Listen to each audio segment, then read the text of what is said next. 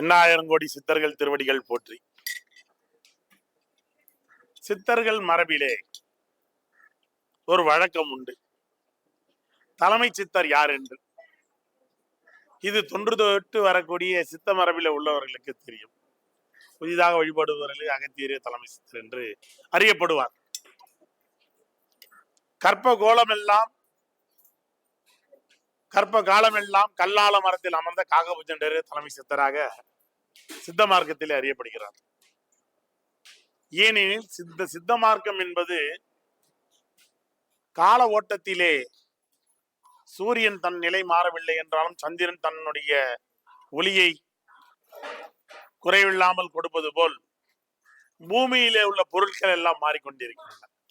அன்றைக்கு மண்ணால் எழுப்பப்பட்டு ஓலைக்குடி செயலே இருந்த வீடுகள் எல்லாம் இன்றைக்கு கல்லாலும் காங்கிரீட்டாலும் மாறி கூட கோபுரங்களும் மாட மாளிகைகளும் இருக்கின்றன. அதுபோல் நம்முடைய ஊழிக்காலம் என்று சொல்லக்கூடிய பிரளய காலத்திலே உலகத்தினுடைய உயிர்கள் எல்லாம் ஒடுங்கி அந்த உயிர்கள் எல்லாம் ஓரிடத்திலே நிலை பெற்றிருந்தது. இன்றைக்கு ஒவ்வொரு மனிதனுக்கும் பற்பல பெயர்கள் உண்டு. சாதாரணமாகவே ஒரு மனிதன் ஒரு குழந்தையாக பிறக்கிறான். குழந்தையாக பிறக்கும் போதே அவனுக்கு குழந்தை என்று மட்டுமே பெயர் உண்டு. அவன் வளர்ந்து பருவம் எய்தும் போது மகன் என்று பெயர். வாலிபம் வரும்போது மணாளன், மாப்பிள்ளை என்று பெயர்.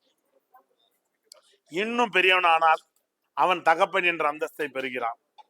தன்னுடைய மச்சான்களுக்கு மாமனாகிறான், மாமன்களுக்கு மச்சான் ஆகிறான், சித்தப்பாவாகிறான், பெரியப்பா ஆகிறான். அவனே காலம் தொட்டு வயோதிகம் வரும்போது பாட்டன் என்ற சொல்லுக்கு பொருள்படுகிறான். ஒரு மனிதனுக்கு இத்தனை பெயர்கள் இருக்கும்போது இறைவனுக்கு எத்தனை பெயர்கள் இருக்கும்? அளப்பரிய பெயர்கள் உண்டு. ஆகையினாலே முதலில் சொல்லியது போல் இங்கு காலநிலை மாற்றம், பருவநிலை மாற்றம் என்பது போல் மனித நிலை மாற்றம் என்பது உண்டு. அந்த மனித நிலை மாற்றத்தை மாறாமல் காப்பவர்கள் சித்தர்கள். உண்மை. பருவம் மாறட்டும், காலங்கள் மாறட்டும், யுகங்கள் மாறட்டும், நிலைகள் மாறட்டும், பிரபஞ்சமே மாறட்டும், சித்தர்கள் வாக்கும் மாறாது, சித்தர்கள் சொல்லும் மாறாது. அப்படி அந்த சித்தர்களுடைய வாக்கு மாறாத வண்ணம் தலைமை சித்தராக இருக்கக்கூடிய இங்கு காகபுஜண்டருக்கு இல்லை என்றாலும் சித்தர்களை பற்றி பேசும்போது அவரை குறிப்பிடாமல் பேசுவது என்பது பிழையாகும் என்ற ஒரு ஆரிய நோக்கத்தோடு. ஏனெனில் எம்பெருமான் திருமாலுடைய 10 அவதாரங்களை அவர் மட்டுமே பார்த்தவர். சிவபெருமானுடைய சதாசிவத்தையும் ருத்ரத்தையும் அவர்தான் பார்த்தவர். பல பிரம்மாக்களை பார்த்தவர். புசுண்டர் ரொம்ப எளிமையா சொல்லுவோம், பகுமலாதேவி சமேத காகபுஜண்ட சித்தர் அவருடைய திருவருளால் இப்பொழுதுக்கு அகத்தியர் எதிரிலே நிற்கிறோம். குள்ளமுனி, குருமுனி, தமிழ்முனி இப்படி பெயர் பெற்றவர். அகத்தியர் என்ற போது அகத்தியர் குள்ளமாகத்தான் இருப்பார் என்ற ஒரு வரையறை இன்று வரை தொடர்ந்து வருகிறது. அவரை கண்டவர் எவரும் இல்லை. இருப்பினும் அவர் கண்ணுக்குள் காட்சி பொருளாகவும் மாட்சிமையை தாங்கி ஆட்சி நடத்தக்கூடியவராக இருக்கிறார். லோபமுத்திரையின் மனையாளோடு அமர்ந்து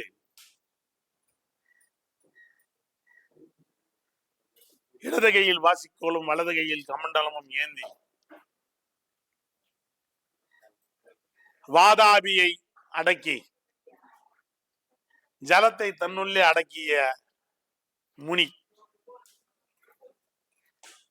எப்படி நதிகள் வளைந்து வளைந்து தன் இஷ்டத்துக்கு செல்லும், அதை ஒழுங்குபடுத்துவது மன்னனுடைய கடமையாகும். வரப்புயர நீர் உயரும், நீர் உயர நெல் உயரும், நெல் உயர குடி உயரும், குடி உயர கோமான் உயர்வான். அப்படி வளைந்து செல்லக்கூடிய நதிகளை எப்படி ஒரு மன்னன் தன்னுடைய நாட்டினுடைய மக்களுக்கு நேர்படுத்தி விவசாயத்திற்கும் மற்ற தேவைகளுக்கு கொடுப்பானோ அதுபோல் மனித மனம் வளைந்து வளைந்து சென்று கொண்டே இருக்கும். அதையெல்லாம் நேர்படுத்தி கொடுக்கக்கூடிய ஆற்றல் மிக்கவர். அதனுடைய ஓமையாகத்தான் நதியை தன்னுள் அடக்கியதாக சொல்லப்படும் புறான். நதி என்பது மனிதனுக்குள் ஓடக்கூடிய ஜலம். இங்கு மனிதனுக்கு இருக்கக்கூடிய பொதுவாக ஒரு திருமணம் என்றாலும் மற்றது என்றாலும் தோஷம் என்று குறிப்பிடுவார்கள். ஒன்று ராகு தோஷம், இன்னொன்று கேது தோஷம். ஆனால் குறிப்பிடப்படாதது ஜலதோஷம். அந்த ஜலதோஷம் தான் மனிதனுக்கு முதல் எதிரியே. எங்கு ஒரு மனிதனுடைய உடலில் ஜலம் அதிகமாகிறதோ அங்கு தோஷம், மலம் ஏற்படும். மலம் என்பது செலி, கோழை என்று சொல்வார்கள் சித்த பெருமஷ். கோழை அதிகமானால் அவனுக்கு நெஞ்சு அடைத்து விடும். இன்றைய நிலையில் ஹார்ட் அட்டாக். அப்படி அந்த சல மலங்களை எல்லாம் நேர்படுத்தி நெறிப்படுத்தி தரக்கூடிய அகத்திய மாமுனி, இவரும் தமிழுக்கு நிறைய தொண்டாற்றி இருக்கிறார். வேத நூல்கள், மருத்துவங்கள், காப்பியங்கள். சித்தர்கள் என்றாலே ரசவாதங்கள். ஏனெனில் அகத்தியரிடத்திலே நாம் கூடுதலாக சில நேரங்களை எடுத்துக்கொள்ள வேண்டிய கட்டாயத்திலே இருக்கிறோம். சித்தர்கள் என்பவர்கள் சித்து விளையாட்டுகள் புரிந்தார்கள் என்பதால் ஆகாய மார்க்கமாக பறந்தார்கள், சுவனத்திலே தெரிந்தார்கள். சித்தர் என்றால் அவர்கள் பறப்பார்கள் நிச்சயமாக கிடையாது. மனிதனில் மகத்துவம் கண்டவர்கள் சித்தர்கள், மனிதனுக்கு மருத்துவம் தந்தவர்கள் சித்தர்கள். அவர்கள் கண்ட மருத்துவமே இன்றைக்கு யுனானியாக அலோபதி என்று பல பெயரிலே வழங்கப்படுகிறது. சித்தர்கள் தந்த மருத்துவம் தான் இன்றைக்கும் மூலமே.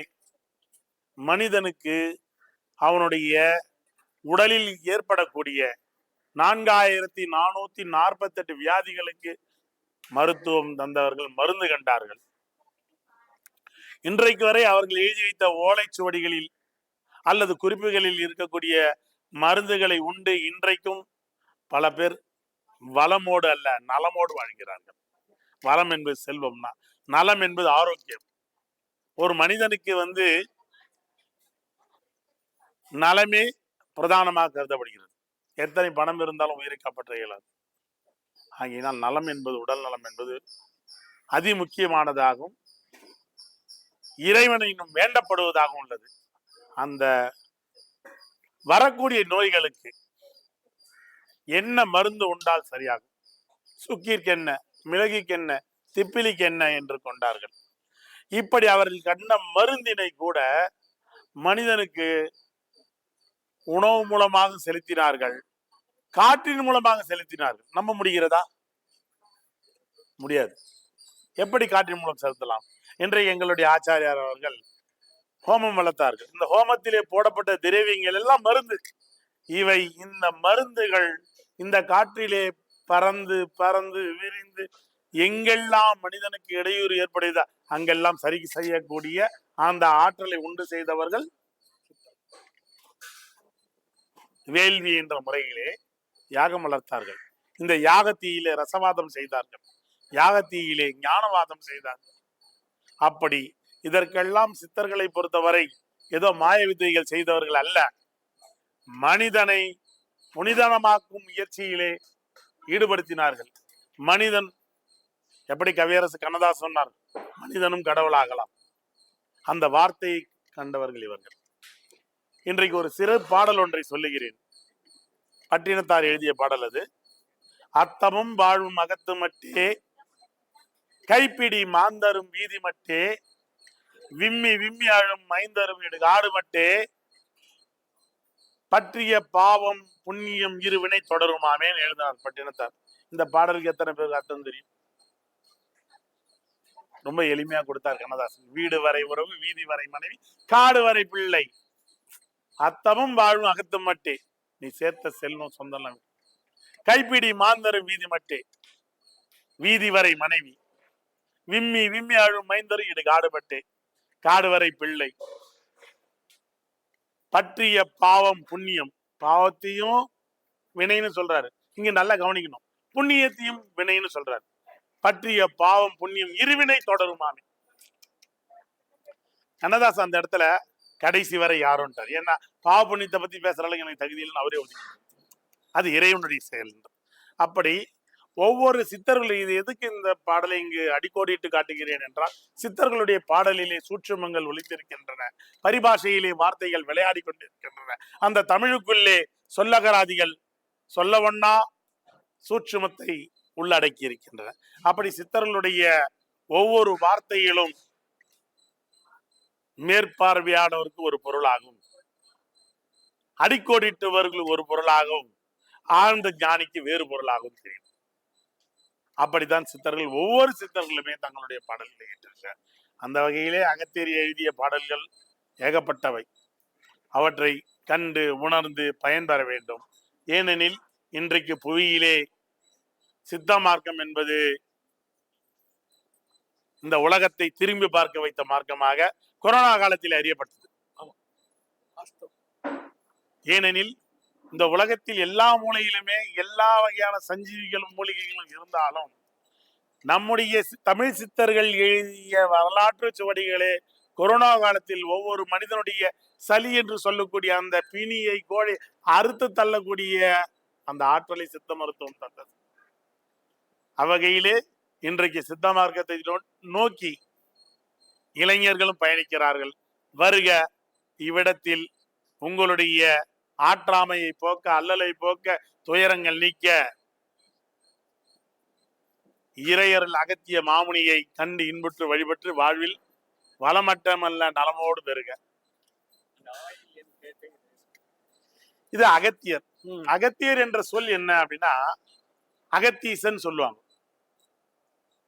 அகத்தீசன், அகம் என்பது எங்கு இருக்கிறது என்றால் உள்ள இருக்கக்கூடியது. அகத்துக்குள்ளே ஈசன், அகத்துக்குள்ளே ஈசன், அகத்தீசன் என்று பொருள்படும். புறத்தே இருக்கும் ஈசன்.